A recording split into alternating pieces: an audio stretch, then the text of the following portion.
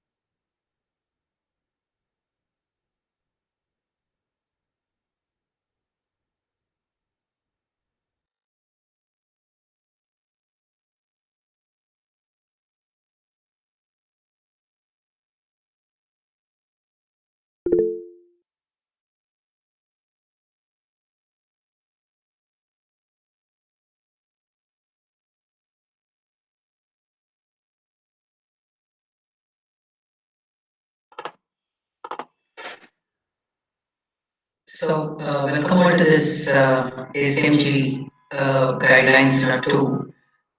Don't worry, if you have missed part one, I'll quickly summarize everything.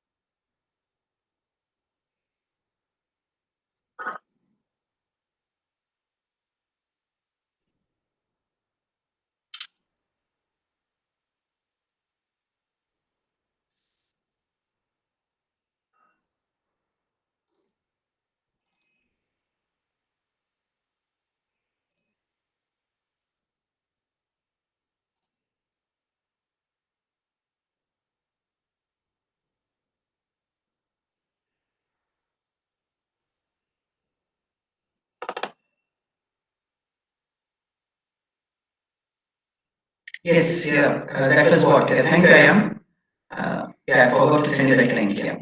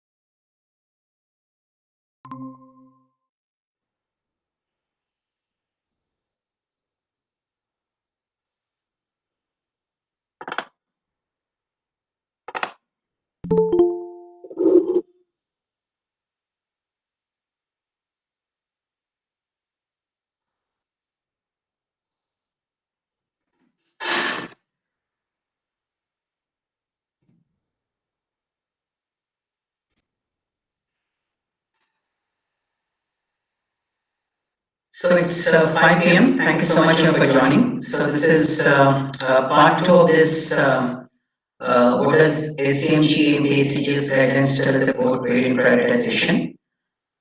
This is a part of this Geneticist Clinicians Consortium of India, which I am as well associated with this. Bioclues and Bioservices, two organizations have come together and we set up this GCCA consortium, which is available at this particular page. If you are a clinician or a geneticist, and if you really wanted to help us, please come and join this particular group. So today we have five panelists, including myself. Dr. Naresh Tayade is also here. He's the director of life care hospitals in Aurangabad, Maharashtra. He's a well-known pediatrician in his cohort. I myself am a senior scientist at Birla Institute of Scientific Research and a founder of Bioclues. Dr. Sunil Polipalli is a well-known cytogeneticist from the Oakland Hospital, Delhi. And Dr. Sudhakar Gure is an assistant professor at Lovely Professional University in Jalandhar. He is also a cancer geneticist. And Dr. Obal Bandapalli, who is also a well-known cancer geneticist based in DKFC, Germany. Okay. I think Sunil and Sukhdev will probably join after 15 minutes, but this gives us an ample time to look into the quick summary of what we will probably learn. So this is just a kind of a recap, and I will again go to some of the updates on the variant classifications that are absolutely needed. So I think Pam has kindly sent that particular link for the first part of this particular guidelines. So please feel to go through those particular things. However, I'm just quickly summarizing for the first two or three slides. So, American College for Medical Genetics and Genomics is a kind of a consortium. It's again a kind of a virtual consortium that was promulgated to prioritize the variants that are probably associated with complex diseases and probably even the Mendelian diseases. So, and in them, there is also an American College of uh, uh, genetics, the medical genetics, where they have also been kindly associated with Association of Molecular Pathologists, which is called as AMP, and they formulated some of these particular guidelines in lieu of this. So what we are going to have today is I'll quickly start with variant classification and prioritization. Why these ACMG guidelines are pretty much important.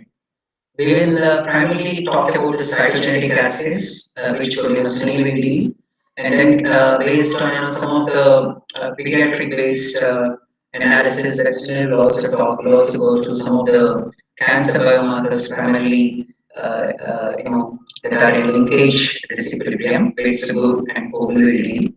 And then I'll come up with revisiting those particular cases on what kind of variant prioritization strategies or score is evaluated for that particular variance associated with different disease phenotypes. And then there will be a quick Q&A session.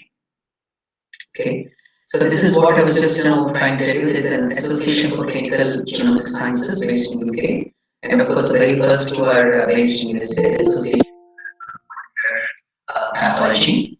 And then we also have the best practices and guidelines that was formulated since 2012. But something very important happened when Richards et al. In 2015. They came up with an update on the ACMG guidelines in 2019.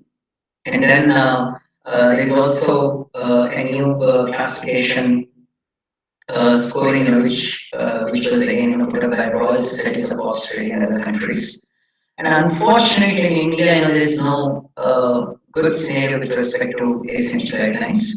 Although Karmasani et al. Very recently in 2020, they came up with a wonderful review article on Indian scenario and challenges of genetic testing,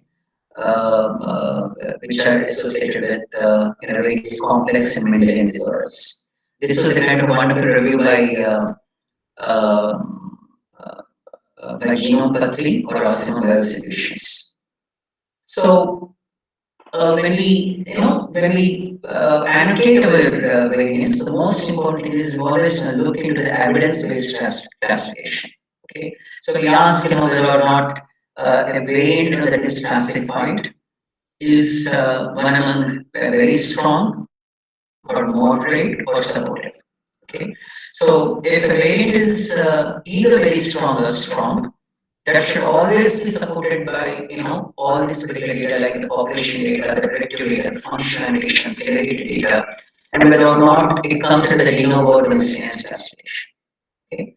Whereas if it were moderate or supportive, usually whether or not it is a miscellaneous or the simplest bioinformatics or functional annotation data is incorporated into that. And these particular types of data are directly in concordance with this particular evidence.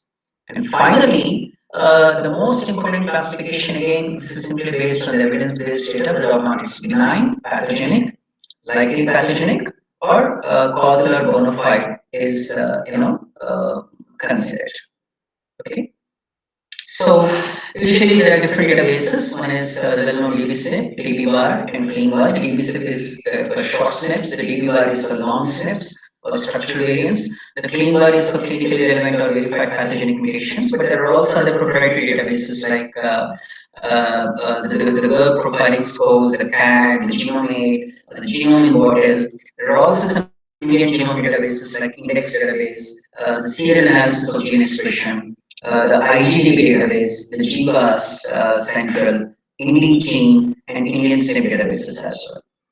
So, so if you really look into the prioritization of these variants, the most important thing is we should ask, where are these applied?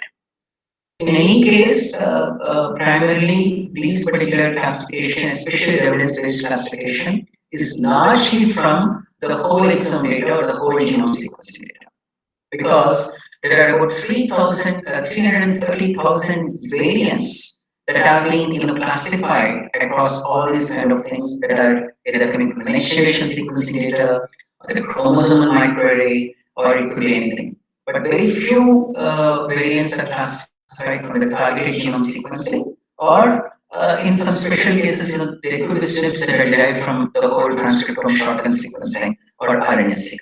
Okay, and the kind of mutations that I really look into: the missense, nonsense, the stop gain or stop lost, or the single exon or multi-exon deletions. Bottom line at any given point of time here is when you prioritize the variants. Many a time you also find the variants of unknown significance. Okay, so this is what we call it as a VUS, or the variants of unknown significance, which means many a time we don't know what that particular variant is associated with, and we don't know whether or not that particular gene is in proximity to that particular pathogenic variant or not. Okay, so that is what we call it as the GUS, or the variants of unknown sequence. Okay. So as I described you last time as well, there are five main genes where the majority of the mutations are seen, and they have been associated with the missense mutations. Okay, so those genes are the BRCA1 and 2, the MLH1, MSH2, and CFTR. And very importantly, from the wonderful Nobel winning laureates, where they've all won from DNA mismatch repair, right from Aldrich et al. They're all associated with DNA repair. Okay, all the five genes. Of course, BRCA1 and BRCA2 are promiscuously associated with breast cancer and prostate cancer and other urogenital cancers. But if you really see, all those five genes harbor more than 50 missense mutations, which is quite big. So then that brings us a kind of a challenge for the clinicians in geneticists to ask some pertinent questions. And among those 50 missense mutations, which of those particular mutations are prioritized as pathogenic? Okay, and that again, if a gene is in or if a SNP is in linkage disequilibrium, okay, or if a SNP associated gene is pleiotropic in nature, which means not necessarily BRCA1 is associated with only breast cancer, but many a time the breast cancer genes are also associated with prostate cancer, or the genitourinary cancers. So the real challenge here is you've got only 1.8% of the genome that codes for the exons. So that approximates to about 38 MB in size in case of an agent trap, 38 MB of exons from the 6.4 billion bases of diploid genome or 3.2 haploid genome. And then there are also consensus coding sequences, which is taken across the different 1,000 genome assembly data. And of course, the whole exome sequencing kits. There are different data sets, as I told you, like 34.1 MB of data, 37.6, which I'm talking about the approximate 38 MB of human genome constitutes exomes, and 47.9 MB data as well. It all depends on what kind of company that comes from, whether or not it's Nimbujan, Nibulan, or whatever. Okay. Then you might also ask, what if there are non-coding steps? So we're only talking about 1.8% of the genome, but many times we pull even the non-coding steps that are associated with this data. So that data is not fully annotated. It all depends on how good the annotator is or how good the systems geneticist is. Okay. So these are the real or the primordial ACMG guidelines that were prioritized or that were promulgated in 2012. So as I told you, strong supporting evidence for benign and very strong, moderate, and supporting for pathogenic. Okay, so that is how a simplest classification is given, and these are all the types of data that are promulgated with. One is the population data, the computational predictive data. This is the simplest, annotation data. The third one is the functional data. The fourth one is segregation data. Fifth one is the de novo data. Sixth one is LA data, and the other databases are probably other data. Okay. So if a SNP or a variant is benign alone, so it is classified as BA. Okay. So for example here, many times as I told you, 0.05 is the cutoff for the normal diseases. Okay. So which means there is a 5% of genetic variation setting across the population that indicates that there is that cutoff usually seen, which we assume it as a minor allele frequency. Okay, so for a rare disease, it's usually 1%, so which equates to about 0.01%. Okay, so which roughly translates to about one in 5,000. Okay, so that's something like that. And then there are also benign strong, benign supporting, so which is BB1 to BB6, and benign strong like BS1 to BS4. These are all the classifications that are rendered. For pathogenic, very strong is only one, PVS1, which means if you get a variant like PVS1, then that indicates that has got the highest chance to be highly pathogenic. And of course, that is also approximated with your experimental data as well. Has got four, just like benign strong, PS1 to PS4, and of course pathogenic moderate, which is PM1 to PM6, just like benign supporting. So PM1 to PM2, PM3, PM4, PM5, PM6. Okay. So this also makes us a question: how do we classify null variants? Okay, so null variants are those particular variants that are usually benign, but they're heterozygous. Okay, so you would probably yeah, hello, can you all hear me? I'm sorry. Yeah. I hope you can hear me, right? Yeah, yeah. Okay, good. Yeah. So say novel heterozygous nonsense variant, say for example, in a gene called MYH7. In fact, it would not be considered as pathogenic for dominant hypertrophic cardiomyopathy because it is simply based on something called novel heterozygous nonsense variant sitting in the CFTR gene. Okay. There are two genes. One is MYH7 and the other one is CFTR7. It has got both pathogenic dominant mutations, but MYH7 is associated with hypertrophic cardiomyopathy.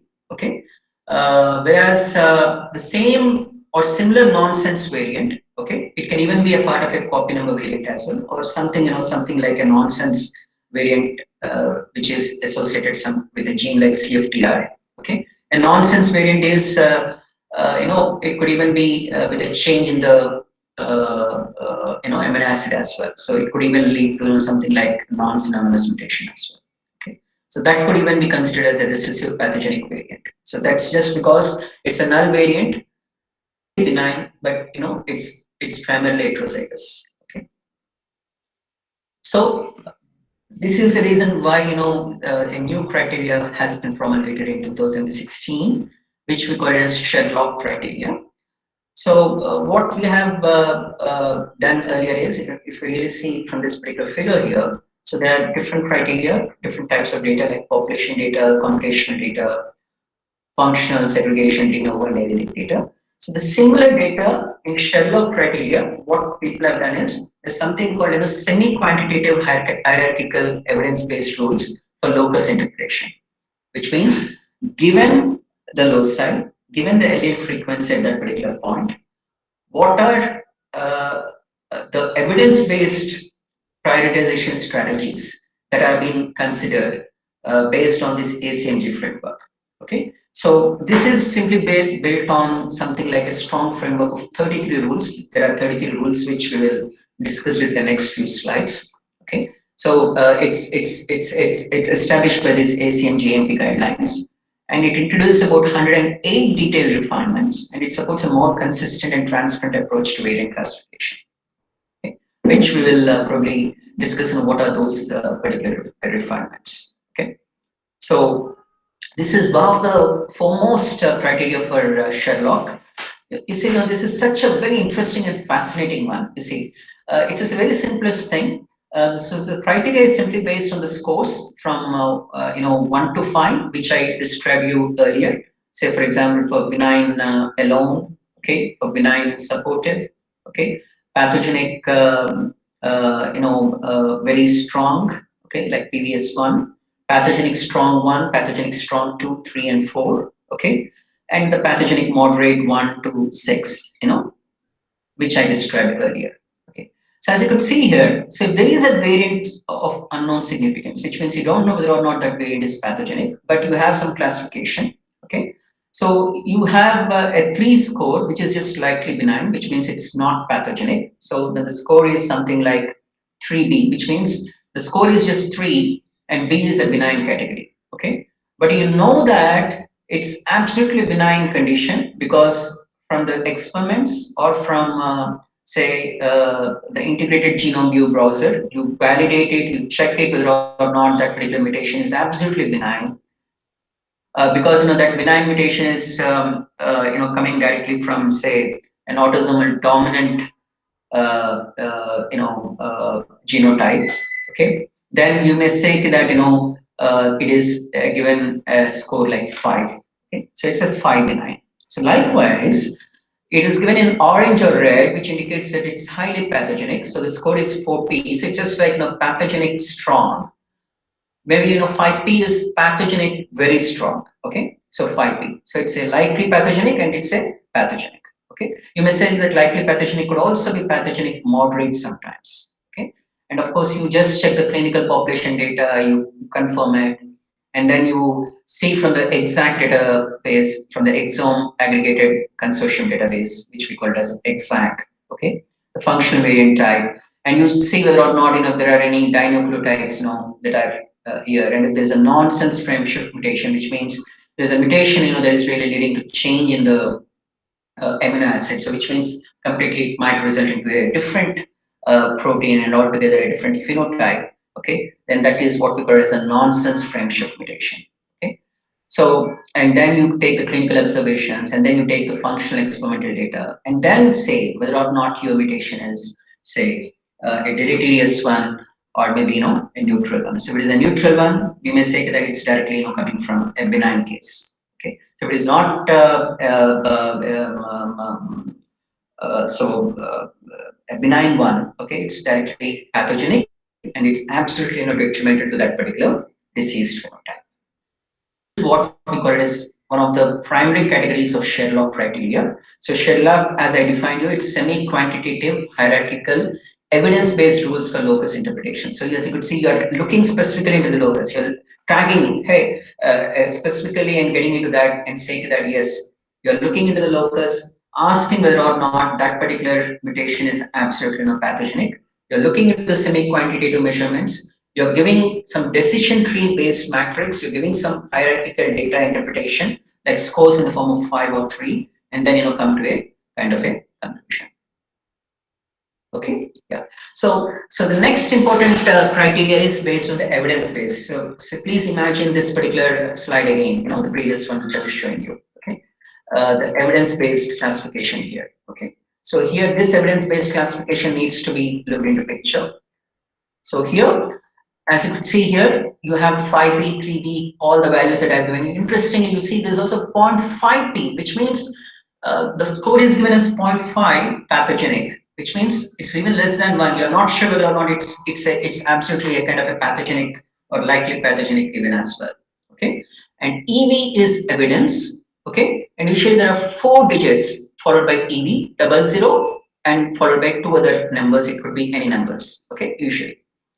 So 00 indicates that there is no diseased phenotype, matching to that. Okay. If there is 01, that indicates that the diseased phenotype is matching, but you're not sure whether or not that variant is absolutely not related to the clinical, the clinical features. Okay. So when we say EV0096, so you may say that all the green are in benign. Okay, as you could say, this is, for example, it's coming from autosomal dominant or X-linked inheritance. So you know that it's a benign case. Certainly, it's not a pathogenic one. Okay, the score is 5 and B benign. But EV00 means you don't have a matching disease phenotype for that. Had it been EV01, it indicates that yes, the disease phenotype is really matching. Okay, and followed by 6-1. So 6-1, 9-7, 9-6, 9-4, 5-8, all those, as I told you, these criteria, these 108 detailed refinements, which we are discussing. Okay. We can't go through each and everything, unless and until, you are specifically kind of a genetic counselor. But that is how, you probably look into those kind of an evidence-based classification, scores. Okay, so this is how it is given, and you see, interestingly, there is a 0 as well here. Okay, 0. So 0 is that kind of indication where you don't know the deceased phenotype, that is correlated with. You don't know what is it to be observed with. And always, all the purple ones are always with EV01, because you have a matching disease phenotype, but you don't have any, a penetrant or a disease phenotype matching with that. Okay. So this classification is absolutely based on something called in the population database frequency. The third one, we are seeing, we are going one step ahead. Okay, so these observations are well characterized, and it's based on a simplest decision tree. It's a simplest aroma thing. So you know that you find those diseased phenotype in correlation or in agreement with your mutation. Okay, and you have an affected individual. Okay, if it is an unaffected individual, you simply say that it is simply categorized as 3, and it's not at all a kind of a mutation, or it could simply be a benign. But you have an affected individual. Okay, and his phenotype is matching and consistent with your genotype. So it could be heterozygosity or homozygosity. It could even be autosomal recessive or autosomal dominant or whatever, and it does not correlate to any other disease. Okay, which means it is a low frequency variant. Then you have got the hit. Yes, that is a variant causal to that particular disease phenotype. Okay, so and here, as you could see, we are coming down the branch here. So here the affected individual does not have a required phenotype, as I told you. Okay, so then you simply call it as 0 or EV0107, which means that is with respect to that particular genotype. And here he has a required phenotype and a consistent genotype, but an alternative cause of disease, which means the disease is something different. Then you come up with a different category. Okay.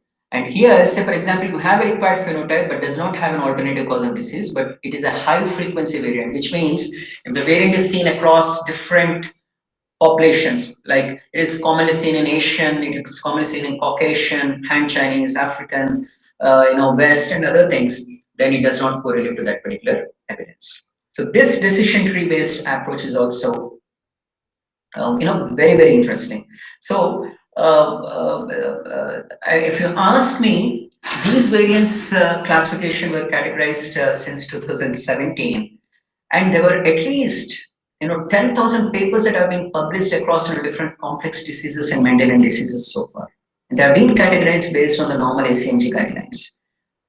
And if they reprioritize and go as per this particular decision tree, probably many of them would really be given a mess. Okay.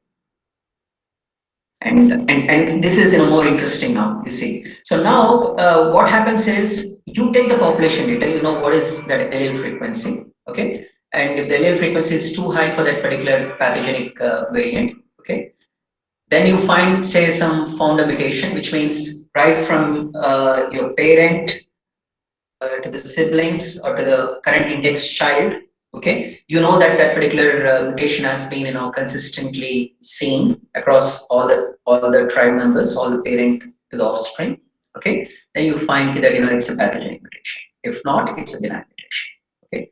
And if there's a loss of function established, then you compare it with your functional data, and if it is not, then you simply call it as a pathogenic mutation. And most importantly, the variant type is absolutely, say, by advent of a gross deletion. Okay, say it could even be associated with neuronal muscular dystrophy or something like a splice variant that is seen across different variants. Okay, then we need to completely interpret with a clinical interpretation or clinical data. Okay, and then yes, we again match it up with a functional annotation, and then classify again it as pathogenic or benign, or likely pathogenic or pathogenic strong or very pathogenic strong, okay, or something like that. Okay. And the final Sherlock criteria, which is absolutely more interesting, as you could see, if you remember the previous, if you have followed these criteria, then these criteria is absolutely very very easy for you. Okay. So what we probably do here is we simply come up with the experimental states, which means you have already known what are those particular variants that you have prioritized from the previous, Sherlock criteria. You know, okay, that yes, this is the guy, this is a culprit mutation or the founder mutation associated with this particular disease phenotype. Now you want to see how you really want to go for your experimentation. Okay. Maybe you want to go for the psychogenic microarray experiment, which Subbu and Sunil will explain today. Okay, and then you match it up with your protein abundance, functional data, or localization, and then you ask for the impact. If there is an impact, again, strong, weak, or conflicting mutation, again, those particular scores. Okay, always remember the orange or the red ones are all the pathogenic mutations. The violet ones are not observed. You don't know what those particular mutations are, and the green ones are always a benign case. Okay, so again, you have the impact and no impact mutations, and then you cross check with your clinical investigation as well. Okay. So the CLIA is a clinical laboratory investigation amendment, so which is a clinical laboratory improvement amendment, which we call it as a CLIA. Okay. So if there is a single causal mutation to that, then that is absolutely associated with that disease phenotype. Okay. So now comes your question. Say now we'll of course we'll go through the case studies which Sunil and Subbu and will discuss, and Obal, Naresh, and myself will go through these particular cases and try to suggest how we can go ahead with that. So how are they interpreted? So if you have a variant classification, you take recommendations from clinicians.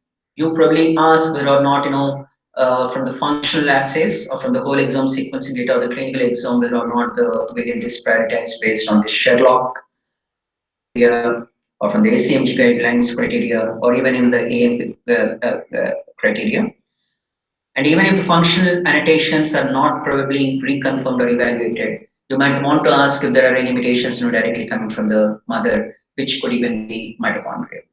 Okay, and then you're not ending the story over there. You'll probably discuss this with your and reach consensus. The most important thing is the most important essence with the clinicians and the geneticists is you take you reach consensus, you discuss with the doctor, with the clinician more carefully.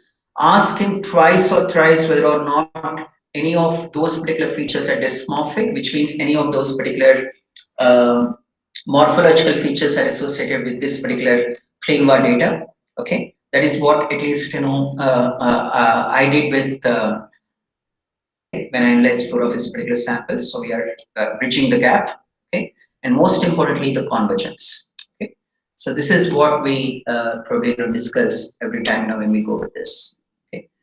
So I think this ends my talk. I thought Sunil will probably discuss the cases that we have. Sunil, in fact, requested me for time. I don't know if Sunil is here. Let me see. He has got a very important meeting. But in the meantime, Subbu, I think if you are here, can you please go through your cases in the meantime? Yeah. Yeah, is it audible? Yeah. Yes. Yes, Subbu. I'm just no. You just tell me. I'll quickly move to the next slide. So is this the one from your slide? Yeah, this is like with respect to linkage disequilibrium, and I'll be talking mostly on haplotype and linkage disequilibrium. With Yeah. regard to my work, what I've done as a part of my PhD work.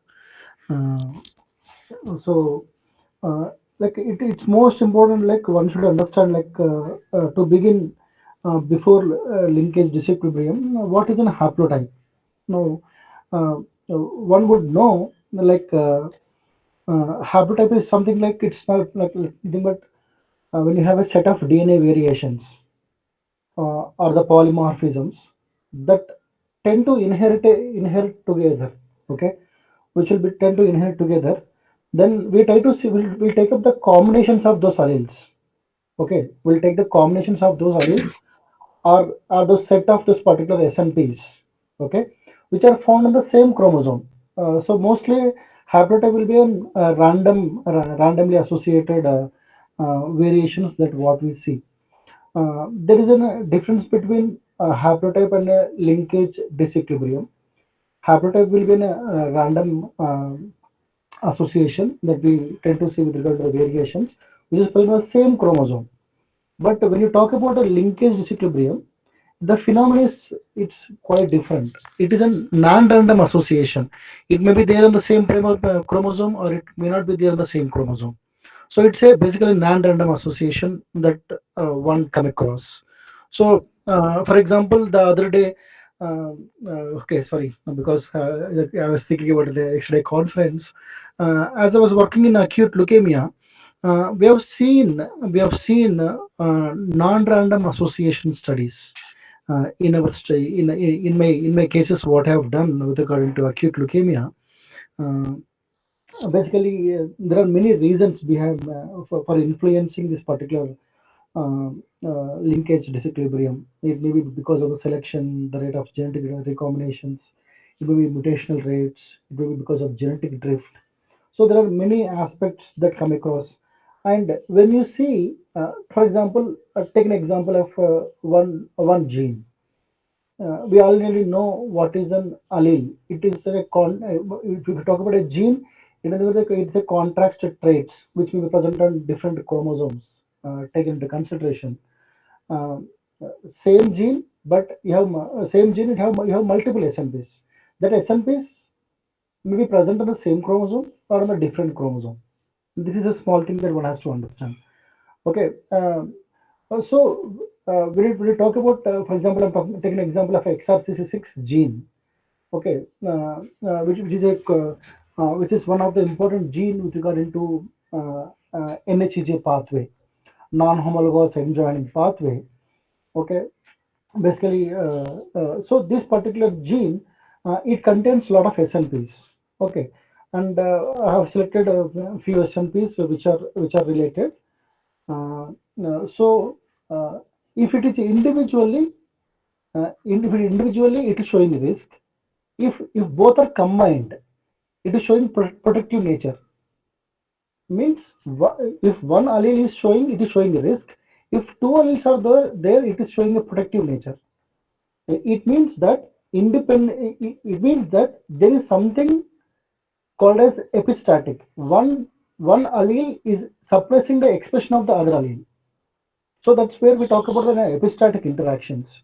So as a part of the study, we have come to conclusions that the alleles plays a very important role. So there is something called as haplotype, random association, and you also see disease like linkage discipline, where you say non-random associations. Means the alleles for a given time, because of the different factors that is responsible, they act independently. Okay, Prashant, can you just go for next? Basically, you see in the genetic associations, you try to see that. Now, if you see, this is a the mapping what we have done as a part of my SMP, or what I have taken into consideration. Generally, if they are present on the same chromosome, uh, the distance, whatever we calculate the distances between the LD scores, they should show all of them in a more significant manner. But to our surprise, we could not see any uh, like we should not see, we could not see those alleles with a significant value when it comes to LD. What is the reason then we thought of? Then we thought like, okay, the each allele based upon the clinical data what I'm talking about. So we have seen that this particular SNP has got this particular allele, and this particular SNP has got this particular allele. Yes, they're present in the same they're the same gene, but they're acting independently. So, then we came to know, yes, there is always an important thing that we need to understand in nature, in the samples that what you have taken in the population, who has got different kind of genes which are responsible for causing a disease. It be quite dynamic, and it keep changing. That's where we talk about a variation. So individual variation plays a critical role. Then we come to a conclusion that they have this epistatic impact, epistatic impact of one allele on above the other allele. With this image, you can able to see that that the all the SMP markers combinations has exhibited low LD scores with a D less than 0.03, except for SMP loci of 6RCC minus 61 C2G and 1310, which were in strong LD among controls. You can able to see that only one is there. With regard to the controls, we are able to see it. Okay, and it is maybe because of the physical proximity. Because physically they're together.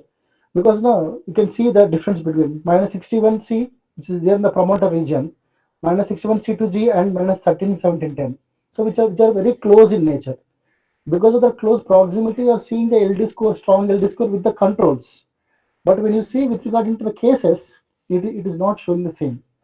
So that's where we confirm that the presence of LD in controls and lag the same in the cases might confer the association patterns observed with the disease group, okay, where the variant alleles, they're acting independently. When they're together, when the alleles are together, when the alleles are what do you say, present in together. For example, minus 61 C2G and minus 1310.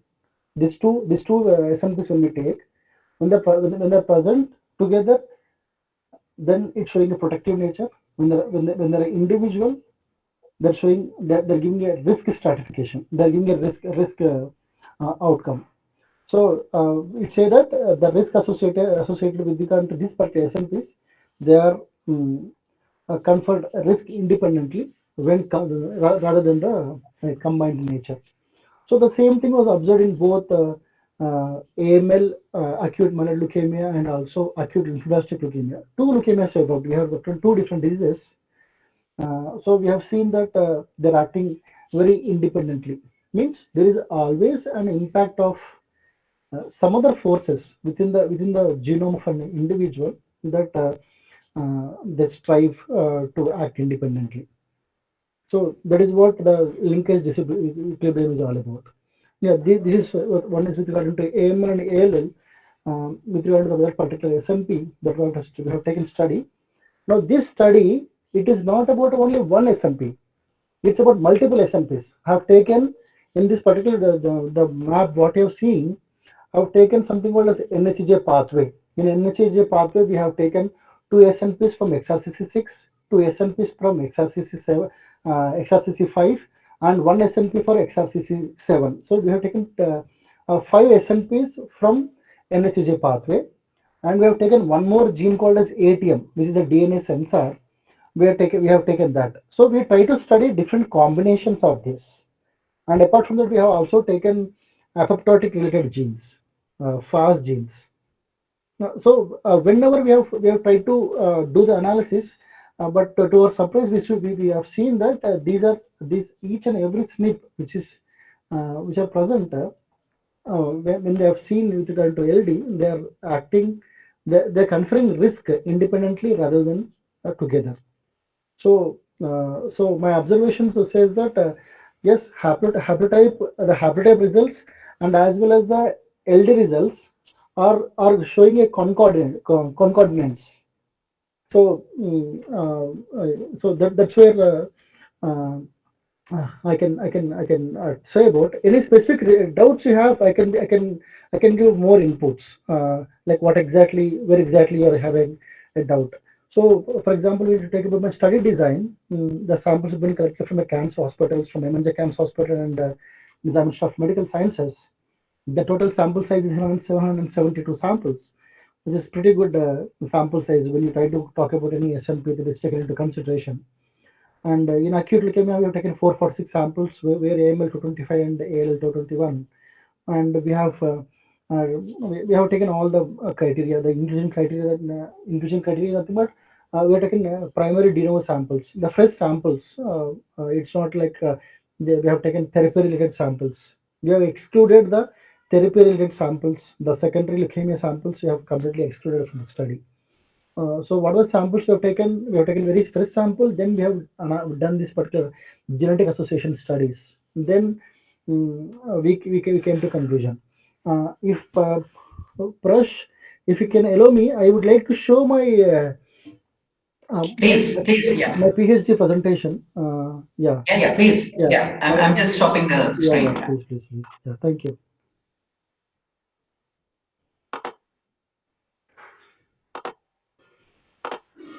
Yeah, just Yeah, please. Yeah. yeah, please. Just 1 minute. I need to search. Where is my PhD thesis? Yeah.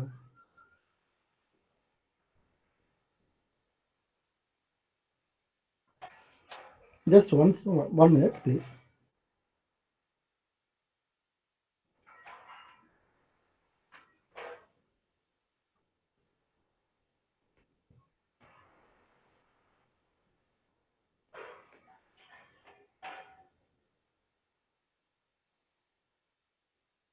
Yeah, Prash, you're able to see? Yeah. Yes. Yeah. Yeah, this is my complete study of my PhD work, but I don't want to get you bored. Okay.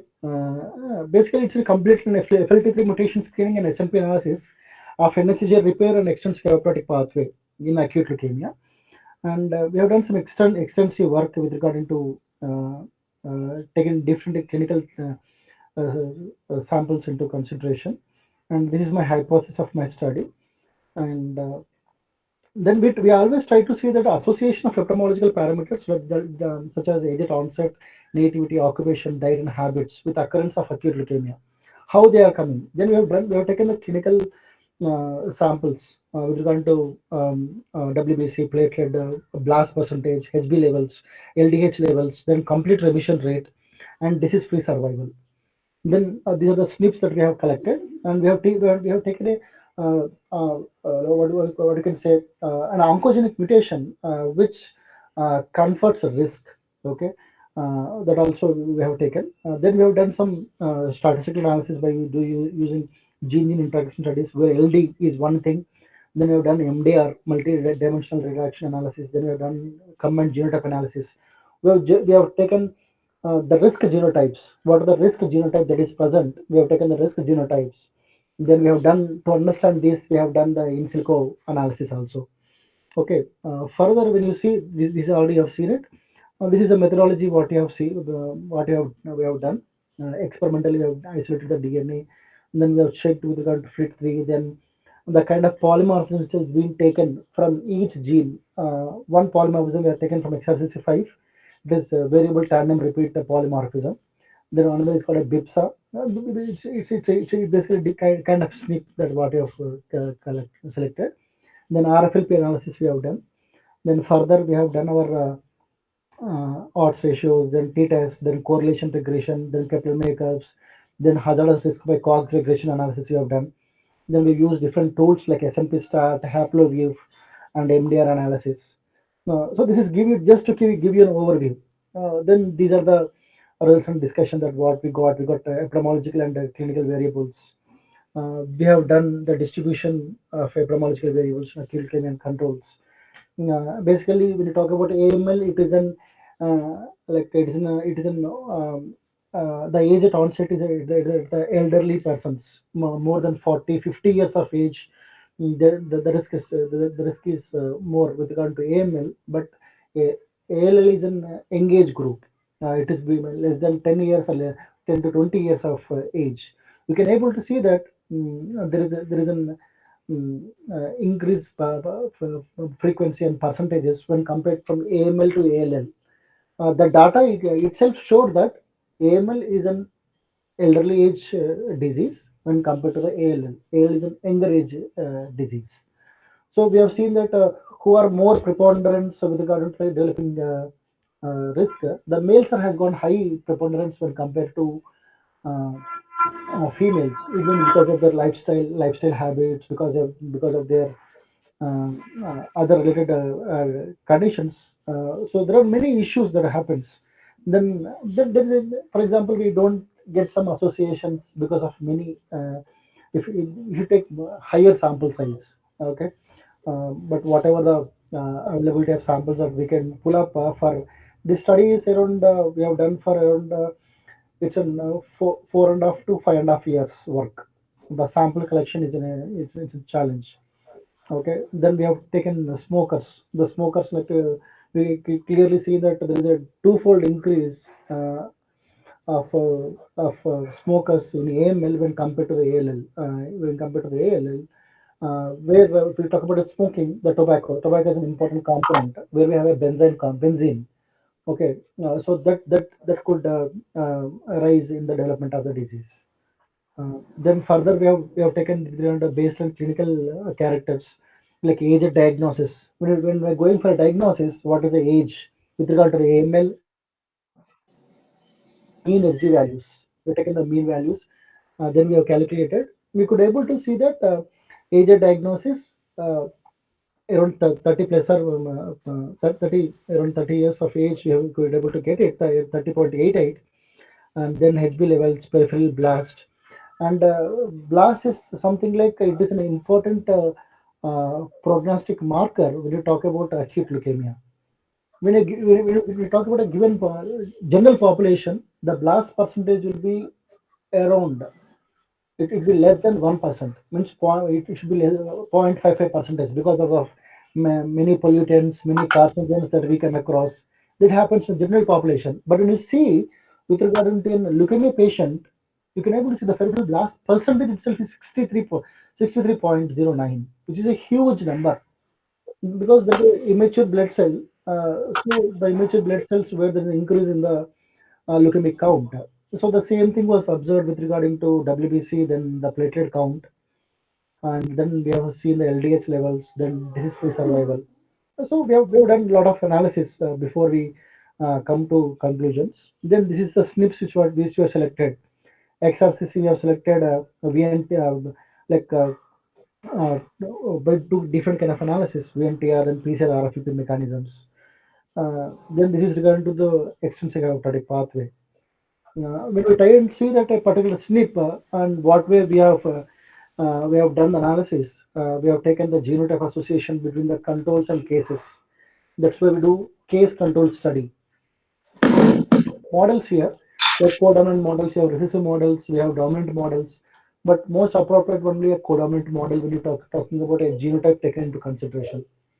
Okay, so these are a different kind of analysis that we have performed. It was always challenging to see that when you see that A is a typical codominant alleles. A is nothing but normal wild type alleles. The A is transforming from A to T. That I think everyone knows it. Okay, when you see that codominant models, we have taken AA genotype, AT genotype, and a T2 genotype. You can clearly see that there is a when you see a normal allele with an abnormal allele, there is a huge increase in the fold percentage also. Okay, and we got all the significant association when we see with regard to the heterozygotes and the mutant alleles. Then we have done the haplotype analysis, like how is there in the other populations, in Indian population, then in different kind of populations that we have taken. Then Asian population we have taken European population, then we have taken a sub-Saharan African population. We could able to see that whatever that data we have taken, it is very much there in similar in the other populations also. Okay, there might be some slight increase in AML or ALL. It all depends upon how the particular variant is taking role. Okay, then you can also see that epidemiological and clinical variables. T2 genotype, which is increased in the particular age group. Then there's a decrease in the WBC count. Then decrease of WBC count with regard to AML, and there increased WBC count with regard to ALL. So there might be some variations. The sample size is bigger, then you get data more clearly. Then further we have done the Kaplan analysis, like how it is showing a complete remission, because most of the samples what we when a patient comes with AML, the survival, for example, when you consider 10 people into in AML group and ALL group, if you talk about acute leukemia, out of 10 people who comes to the hospital, out of which hardly uh, two people will have some response, and remaining eight people they have to undergo for palliative care, because the chances of surviving is very less. The acute, the word itself says that it's a very rapid proliferation where there are many contributing factors, where the oncogenic mutations will have a greater impact in progression of the disease. So the same way you can able to see that VNTR polymorphism, then the same thing, then XRCC5, then you can able to clearly see here. That's what I was trying to tell you regarding haplotype analysis. We have taken the combinations. We have taken the combinations of the SMP of XRCC. Just one minute. Yeah, this is one SMP. VNTR polymorphism. It's something that we talk about the repeats.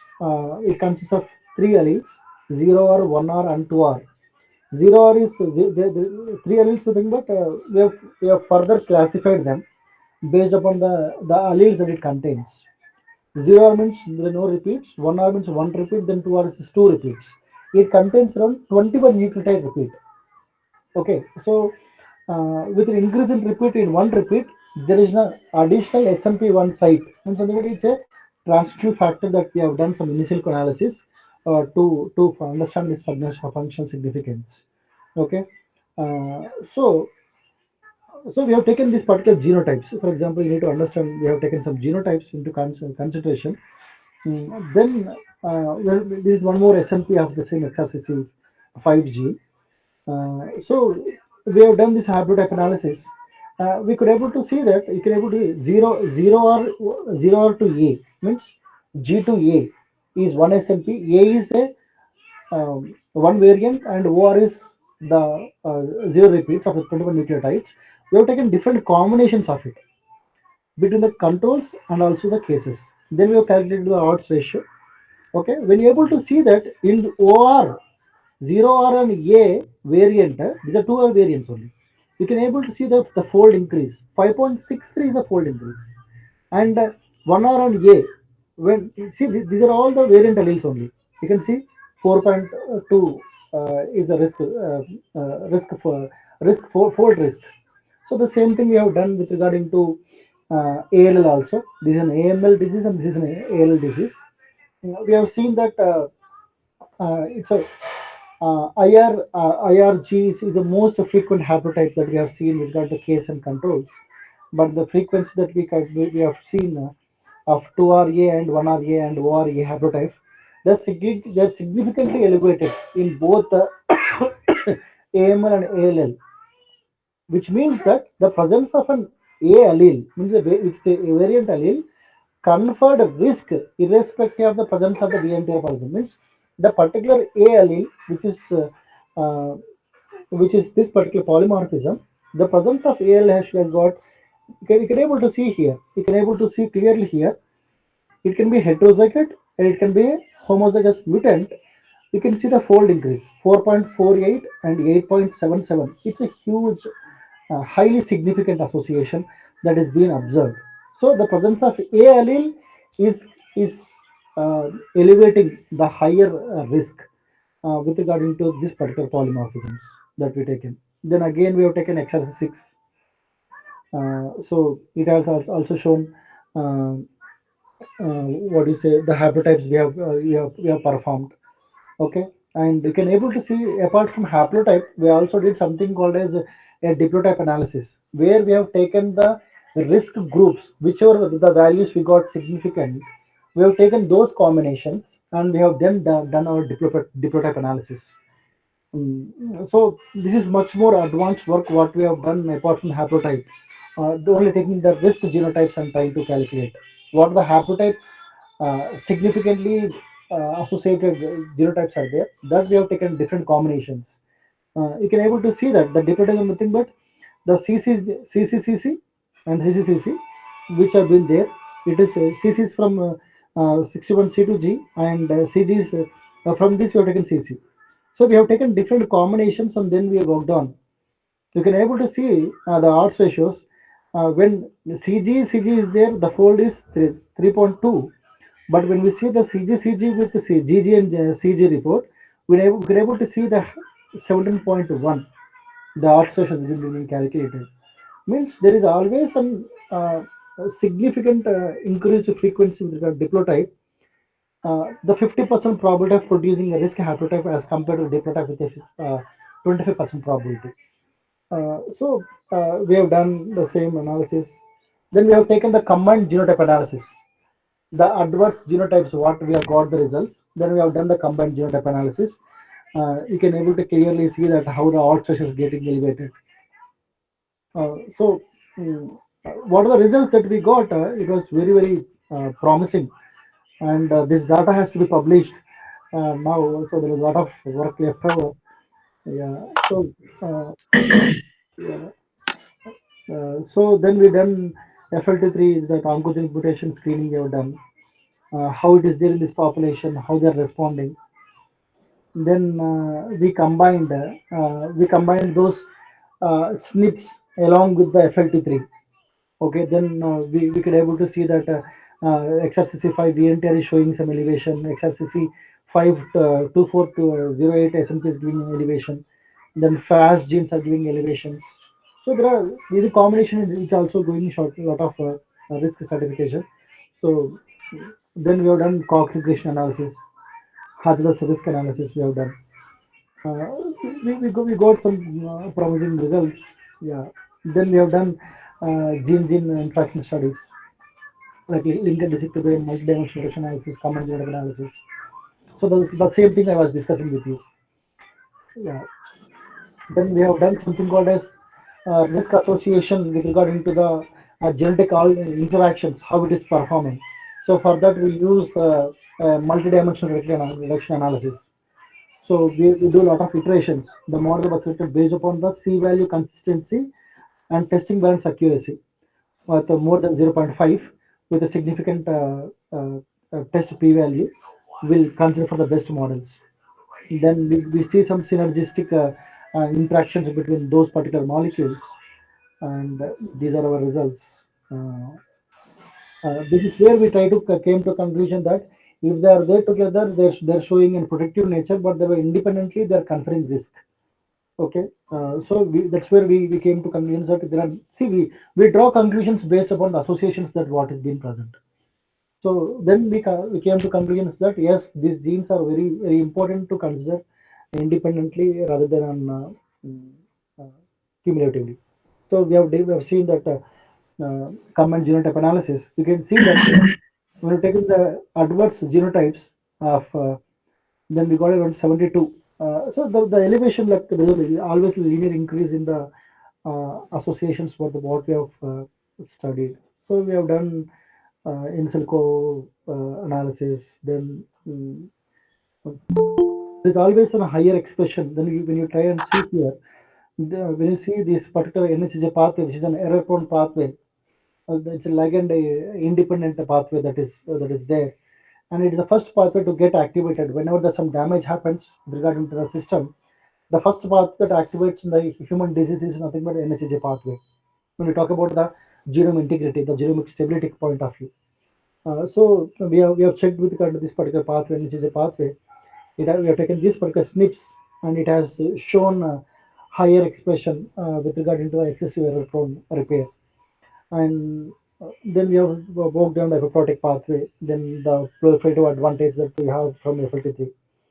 And out of a study, it's mandatory screening for to do FLT3 ITD in the clinical management of AML. And it's the first study that we have done in India, in Indian population.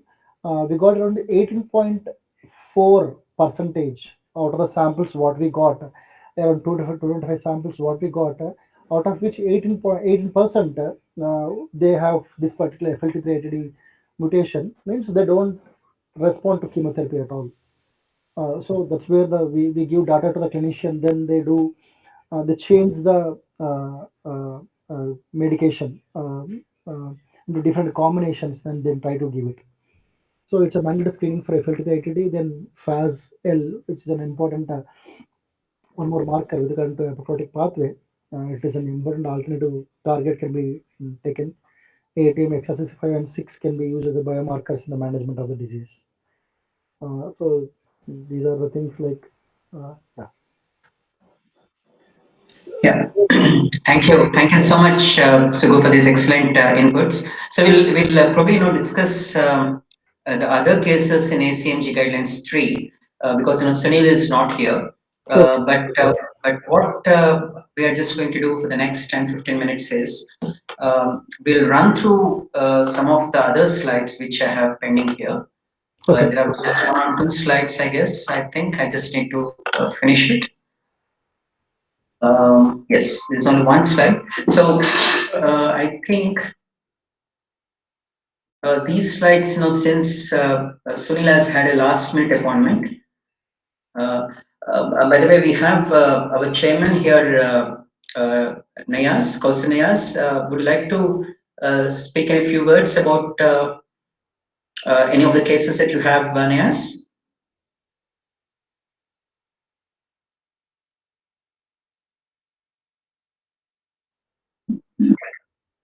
Yeah, hi, good evening, Prashant and Yeah, everyone.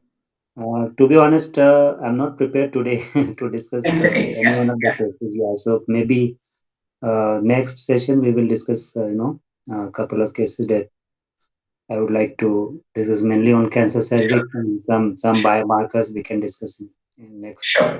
Yeah, no session. problem. No problem. Thank you, Nihas. Yeah. So in quick summary, ACMG, ACGS, and AMP guidelines are a kind of a framework, and that's starting point for ascertaining criteria for classifying variants. The fallacy is there is no developing quantitative measures excepting the Sherlock criterion, which I was discussing today. And there are many unknown genetic factors that might be missing. There should always be consensus between geneticists and clinicians, which is pretty important. And validation is not just ascertained with Jivas, like just like Sugu has given two important data. One is the haplotype data and as well as the linkage disequilibrium data. In case of linkage disequilibrium data, as you could see, the scores are pretty less. And there is a third distinction between the AML and ALL criteria as well. So for that, validation needs to be promulgated better. And as I told you about the pathogenic, very strong criteria, which is PVS1. For that, we need to classify such candidates as null variants. And of course, all these ACMG, AMP, and other particular guidelines or framework, they're ably supported by ACGS and other societies as well. In case of Australia, there's another something like ACGS. In case of India, we don't have any such kind of strategy. So probably, GCCA consortium would probably venture upon these classification. We are trying to work on a white paper towards this. Okay. So I think this comes to an end, but what we will do is uh, we will discuss, the cases of the LD here. We just have one or two quick discussions with Subbu, and maybe Naresh can also chip in if he wants to, make any particular comment. Um, Mhm. so Subbu, I mean, thank you for this, wonderful case study on this AML and ALL. Yeah. So I was just wondering, since you have about 443 Yeah, 446. 446 patients, which is quite good, for an AML and ALL data, which is quite big. So, what amount of mutations, that are not probably associated with AML and ALL are constantly seen with a strong LD, Sugu. So in this case, you have shown five, right?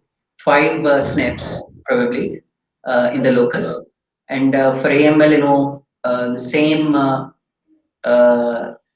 mutations are probably were in strong, what do you call, LD, when we compare to the controls. So Yeah. what if, if the similar mutations are not probably associated with AML and ALL? So what would be the strategy then? Uh, for example, like when we have see, it's not only one work what we have done in my lab. There's a huge like there are other snips also which has been taken, Right, right, because of it all depends upon what kind of snip you are selecting. That is an important thing, in which region the particular snip is present. right, Is it, for example, it's present in the splicing region. Then it's present on in the intra-exonic region, which is near the gene of interest.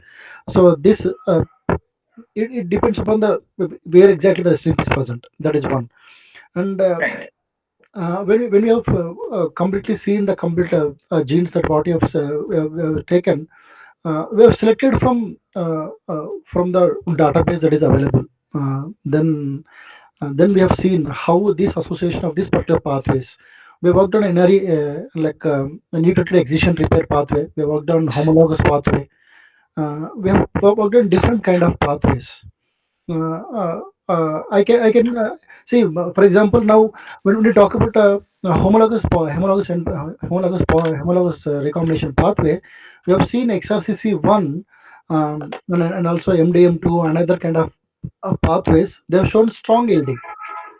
There's strong LD there. So right, it's all about how exactly you're trying to select the genes of genes which fall into that region, and is an right. important criteria. So Right. Since uh, since many of them are all validated, for LD, I think, exactly, we can probably come up with this particular, Sherlock criteria, where, exactly. many of them, would really come into that. I mean, that would be very much interesting. So probably, we could definitely explore. And If Jivas, if you're able to do some Jiva studies first, that give you yeah. more and more inputs according to my knowledge.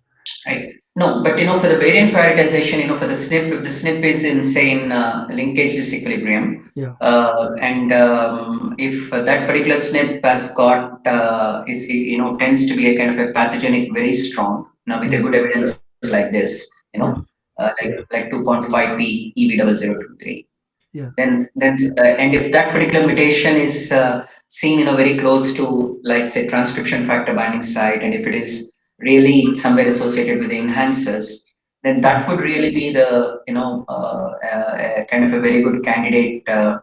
prognostic, There is one thing, Prash. Whatever the yesterday you'd have seen that I have shown that uh, presence of this particular SNP, the variant allele.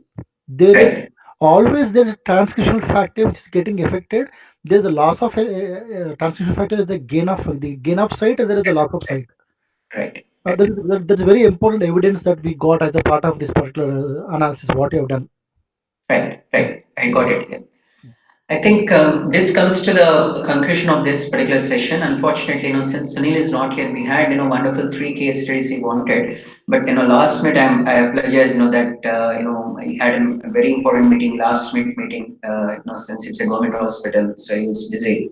So, so if there are no questions, I think we should say goodbye. So, Naresh, do you have any quick comments? Yeah, Dr. Naresh. Yeah.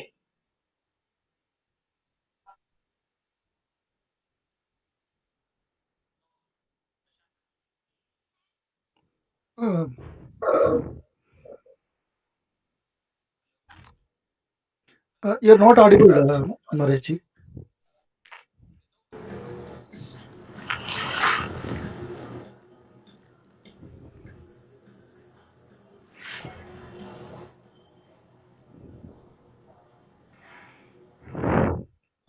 Yeah.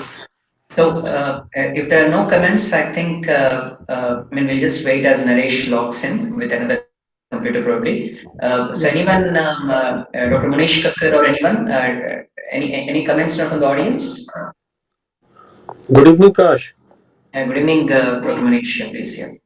Yeah. Yeah, very nice presentation. I heard your first time only I could be able to connect today. I'm very sorry. I Right, must have heard the previous presentations also because it was third right, one in the series and right, very useful. As far as we clinicians are concerned, really this variant and linkage analysis and studied by the other speaker regarding AML and ALL. So those were eye opener. And considering the odds ratio, they have shown that a strong association they have shown. right, So I am not sure whether because this study was from Hyderabad yeah, and yeah, yeah, because somewhere means in nutshell he mentioned also that it is a must mandatory. It must have done, and I right, hope that it right. must have done for.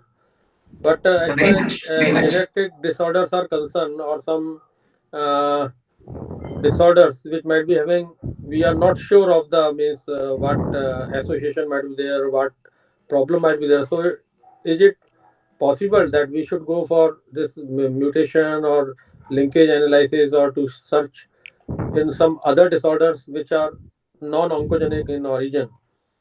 So, Yeah, I mean, yeah, that's where the beauty is. Actually, it need not be specifically for probably the complex disorders. It could also be certainly be dealt with the Mendelian diseases as well, and also the non cancerous tumor mutations. It need not always be somatic or germinal mutations as well. It could even be something that is seen in most common allele frequencies that we observe across the common diseases as well. So, in regards to this particular study, Sugu, my good friend, is an assistant professor at Lovely Professional University. So, it was a part of his postdoc and PhD, which he has done some 10 years ago. Sugu, Dr. Munish Kakkar is a head of pediatric genetics division at Mahatma Gandhi Hospital, Jaipur. Yeah. Oh, hello, sir. Good evening, sir. It's good evening. nice to meet you. Yeah. Thank you, and it is pleasure for me also that I am here with so means allied speaker and the master of the field. Yeah. It's great to see you, sir. Basically, I worked with a medical oncologist at MNJ Cancer Hospital in Hyderabad and also at Nizam Institute of Medical Sciences. Yeah, my my submission was that in oncology, no doubt, a lot of things are coming as far as therapeutic aspect is concerned. Lot of things are there as far as clinical symptomatology and their presentations and prognosis is concerned. And as far as diagnostic aid is concerned, means every day we are getting uh, further adding of these things, and no doubt they are serving well, and they made the treatment. They improved tremendously the outcome of these ALL, AML, and other disorders.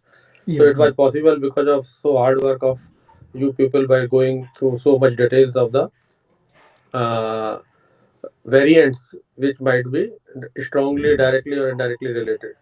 But my submission was that no doubt oncology is doing very well. But as a Mm. pediatrician and as a general clinician, what area the things are going on and where we can establish or we can think of the variant analysis. Okay. Now, like when we try and talk about ALL, AML, or per se the different kind of cancers, it's more important that we need to target upon the hypomethylating agents, where you might be knowing the role of these therapeutic approaches that what get intervened. That is one important thing. We need to look at the specific biomarkers for different cancer types. For example, if we talk about breast cancer, we talk about BRCA1, BRCA2. Okay. In the same way, for each and every cancer type, there are different specific biomarkers that has to be examined mandatorily from the patient perspective, so that a proper therapy can be planned for the particular individual who is taken into consideration. Now, it's a, as the advances in the field of medical sciences are so important, that there is this something called as a personalized approach has come into picture. When you see in abroad,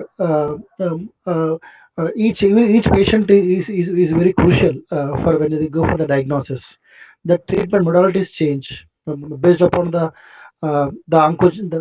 based on the mutations that are present, and what mutations are going to resist. So those can also be known. So there's an important thing that we have to screen at the diagnostic front. We have to screen those important oncogenic and tumor suppressor genes, which are conferring high risk, and presence of those mutations, it has to be eliminated. Otherwise, the progression just keep on increasing.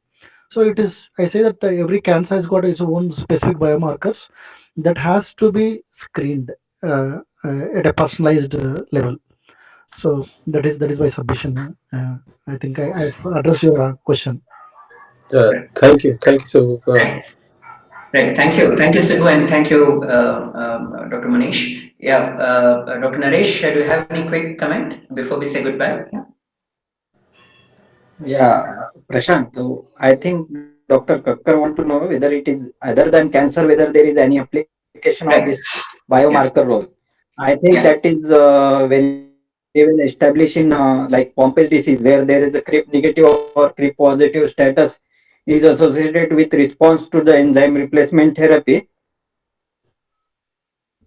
sickle cell anemia, where presence of alpha thalassemia or associated HbF inducer or other markers may be associated with the how the patient with sickle cell anemia severity is there, whether there is low or severity may be more.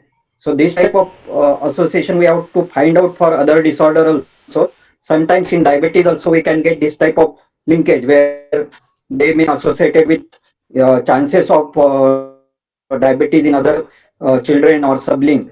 So we have to find out in other diseases also, like we have Gaucher disease, Niemann-Pick disease, and all this. We don't know about that, but whole genome sequencing may find out in this type of linkage in other diseases also. I think so. Right. Yeah. I agree. I And agree. Yeah, we are moving with genomics. We are moving toward the personalized medicine like progress. So every patient has to be which drug should be we are going to give. That is depend on all this type of genetic study, and we can have minimum toxicity and maximum effect with this type of genetic diagnosis with us, AML and other types of uh, cancer also. Yeah. yeah. Good evening, Dr. Naresh. Yeah, hello. Good evening. Good evening, sir.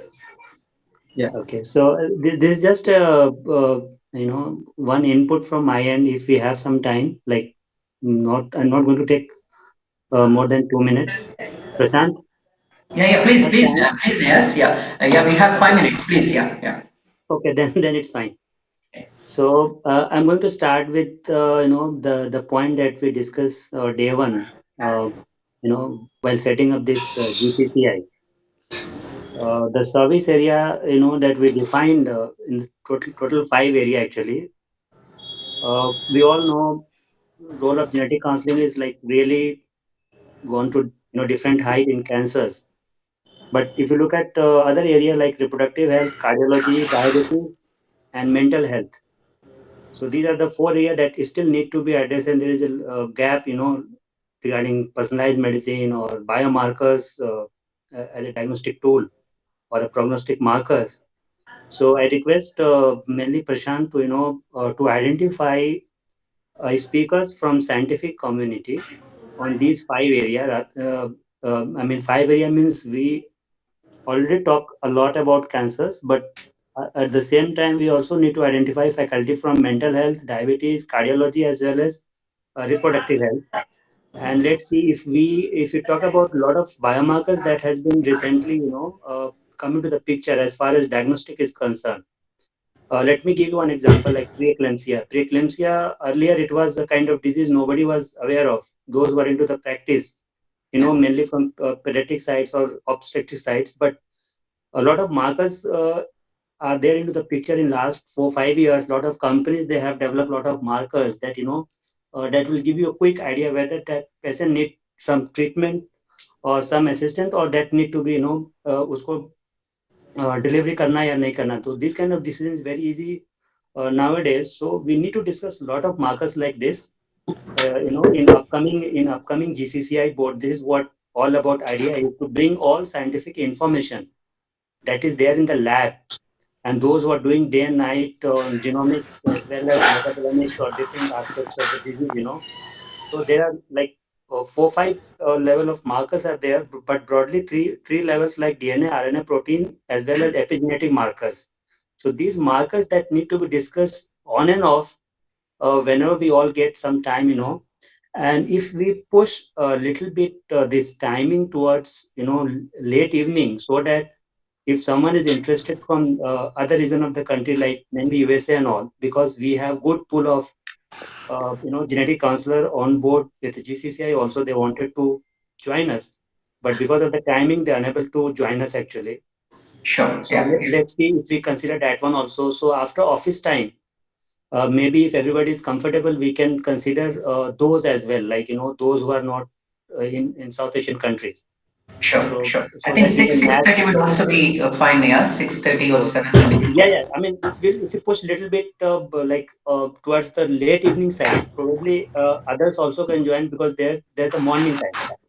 So right. before Yeah. going to their work, they can also join us so that we can increase number of participants at international level, mainly from developed countries like US and Europe.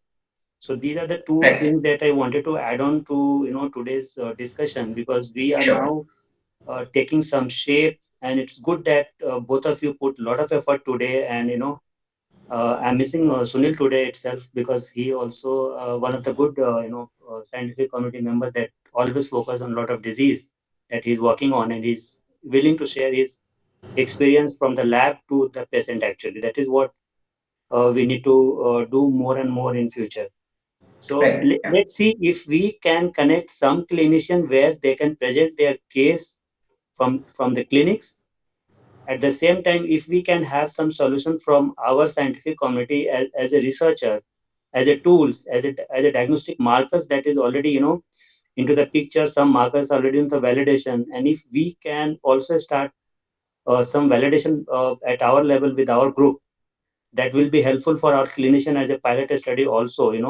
So that can be also taken into consideration in the future things as well. So thanks a lot, Prashant, for giving me some time to No, at all. share Thank my you. Thank ideas you so today. much, Nias. So thank you so much, Sugu, Dr. Naresh, Dr. Munish Kakkar, Nayaz, and everyone. So, assuming that there are no questions, I think we would say goodbye. Merry Christmas and Happy New Year and season's greetings to everyone. Yeah. Yeah, thank you, Prash. And And we'll have part three very soon, maybe next year, early next year, with Sunil's cases and as well as Neha's cases. So maybe if Dr. Munish Kakkar has some cases as well, if he can present, and then we will discuss the ACMG guidelines responsible for those particular, you know, cases. Yeah. Yeah. Sure. Thank you so One, much. one Thank sec. you. Thank Thanks a lot. Near sir एक बार Thanks a बात lot. कर लेना एक बार. Sure, sure, sure, Thank you. sure. Yeah, yeah. Thank you. Thank you, Thank you, Anindor. Naresh. Yeah. Thank Bye bye. Yeah. you, Munish sir. Thank you, Naresh. Thank you, Niyaz. Bye.